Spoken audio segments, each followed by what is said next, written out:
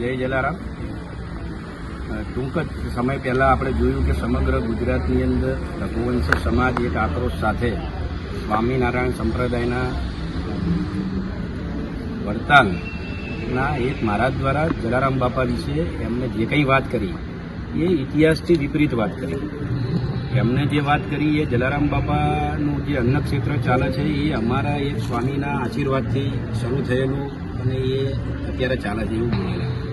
જ્યારે ઇતિહાસ એવો છે કે જલારામ બાપાએ અન્નક્ષેત્ર ચાલુ કર્યું અને 205 વર્ષ થયા અને આ સંપ્રદાય જે પછી શરૂ થયેલો સંપ્રદાય છે. મહત્વની વસ્તુ એ છે કે એમને માફી માગવાની જે ઘટના હતી એની અંદર ઉલ્લેખ સાથે માફી માગી છે કે મેં કોઈ ગુનો નથી કર્યો, મેં એક પુસ્તક વાંચ્યું છે અને એ પુસ્તકના પેજ નંબર આ ઉપર આ ઘટનાનું વર્ણન કરેલું છે. અમારો વાંધો એ છે કે જલારામ બાપા વિશે આજે આ સ્વામિનારાયણ સંપ્રદાયના જે સંત બોલ્યા છે, આવા અનેક સ્વામિનારાયણ સંપ્રદાયના સંતો હનુમાન દાદા વિશે પણ બોલે છે, બ્રહ્માજી વિશે પણ બોલે છે, ભોળેનાથ આપણા જે દેવોના દેવ મહાદેવ જેને આપણે શંકર ભગવાનના મંદિરો જે સમગ્ર દેશમાં ગામે ગામ છે એવા મહાદેવ વિશે પણ એવો બફાટ કરે છે. તો અમારી લાગણી અને માગણી એ છે કે જે પુસ્તકો વાંચી અને આ સંતો જે બોલે છે સ્વામિનારાયણના એ પુસ્તકોનો જ નાશ થવો જોઈએ, કારણ કે આ પુસ્તકો જ ખોટા લખાયા છે અને એ પુસ્તકો વાંચી અને જો આવા નિવેદન કરતા હોય અને હિન્દુ સમાજના તમામ ધર્મના લોકોને ક્યારેક બ્રાહ્મણ સમાજ રોડ ઉપર આવી જાય છે, આજે લોહાણા સમાજ રોડ ઉપર આવી ગયો છે, ભૂતકાળની અંદર જ્યારે ચારણ સમાજ પણ રોડ ઉપર આવેલો છે.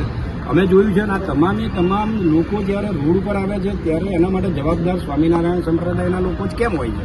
કારણ કે એમને જે પુસ્તકો વાંચી અને આ નિવેદનો કર્યા છે એ પુસ્તકો એમના જ જે ગુરુઓ છે એમને લખેલા છે.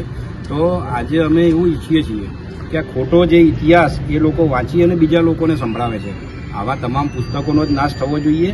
અને આના માટે ક્યાંક ને ક્યાંક સરકારે પણ જે સનાતનની વાત હંમેશા કરે છે અને સનાતન ધર્મની વાત દરેક ચૂંટણીમાં લાવે છે કે હિન્દુઓ એક થાઓ, સનાતન ધર્મની રક્ષા કરો, તો સરકારે પણ આમાં ઇન્વોલ્વ થઈ અને જો ખોટો ઇતિહાસ આવનારી પેઢી વાંચવાની હોય તો સરકારે પણ આની અંદર આ તમામ પુસ્તકોનો નાશ કરવા માટે એક્શન લેવું જોઈએ, એવી અમારી લાગણી અને માગણી છે. જય જલારામ. તમામ જલારામના ભક્તોને જણાવવાનું કે આજે આનંદનગર પોલીસ સ્ટેશનમાં અમદાવાદના રહીશો ભેગા થઈ અને આજે જે અજ્ઞાન પ્રકાશ સ્વામી છે એના વિરુદ્ધ એક કમ્પ્લેન ફાઇલ કરવામાં આવેલી છે. કારણ કે આ અજ્ઞાન પ્રકાશ સ્વામી કોઈ પણ એલફેલ લખેલું પુસ્તક વાંચી અને એના વિશે બફાટ કરે છે. તો આના વિશે તેમને માફી માગી લીધી છે, પણ કાયદાની ભાષામાં કરો તો એની સજા માફી નથી હોતી. એના માટે સંવિધાનનું કામ કરશે અને કાયદાનું કામ કરશે. અને આવનારા ભવિષ્યમાં જેને પણ આ પુસ્તક લખેલું છે એ પુસ્તકમાં જે ચેપ્ટર છે એના વિરુદ્ધ પણ અમે કાર્યવાહી કરવાના છીએ. અને આ સાથે તમામ જલારામના ભક્તોને જય જલારામ.